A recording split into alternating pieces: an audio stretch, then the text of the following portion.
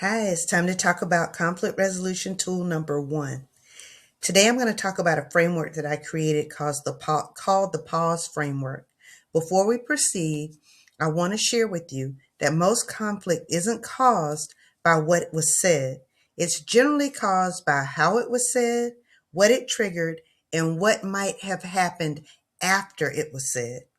Some of it could be just kind of your tone, your body language, and some of it could really just be what else comes after those words.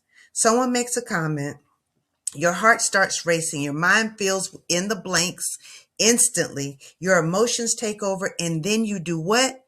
React. The problem is that reactions rarely solve problems. They usually create new ones that are bigger than the thing that you actually were talking about in the beginning. That's why I teach the pause tool. Here's the first tool of this week. I want you to hear pause, and I want you to think about how you're going to practice it as you begin to go through conversations. Any conversations. This doesn't mean that they have to be heated conversations. These could be conversations that may catch you off guard. These can be conversations where you just need to take a moment and pause. So let's start with the P. This framework, again, is a proprietary framework, but I want to share it with you. P in pause means stop before you react. It's okay to ask for a minute to process. Remember, not every comment requires an immediate response, and some don't require a response at all. Ask for the time you need to be able to speak with character, clarity, and with the goal of resolution.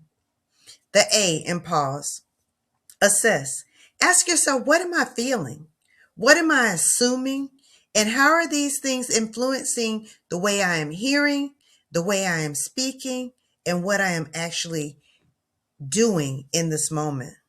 Be honest with yourself and go back to pause if you need a moment to deal with the feelings that may cause those unproductive outcomes.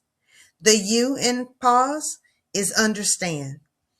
Ask, what might the other person be experiencing that I can't hear or that I'm not hearing? What questions will I need to help me understand their point better? What can I ask them? Then ask the questions in the moment to gain clarity needed to help you hear what is actually being said. I often say, don't pick up what I didn't put down, and definitely don't hear what I'm not saying. And often when we do that, we get lost in conversations that really are unproductive. The S in pause means speak carefully and clearly. Respond with intention, not emotion. Remember, emotions are indicators, not dictators. They should tell you that you are feeling something that needs your attention, but it should not transform your character. And the E in pause is evaluate. Will my responses move us closer to resolution, or will it push us farther apart? This is critical because you always want to be working towards a solution where both people or everyone feels honored, valued, and protected.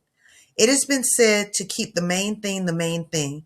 Always return to the topic, not the ancillary feelings attached to it, with the goal being to resolve the conflict, not spiral into something unrecognizable.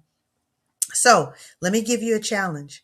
Before responding to your next difficult conversation, or let me change that, before responding in any conversation, maybe it's not difficult, maybe it's just a conversation that you're not necessarily ready to have. Take one deep breath and then count to 3 in your head before you respond. You may be surprised how much wisdom fits into that one little pause. I'm looking forward to working with you and giving you more tools throughout the week. So let me leave you with this question. Which letter of pause do you struggle with the most? And then how will you address it? We'll talk soon. Thank you.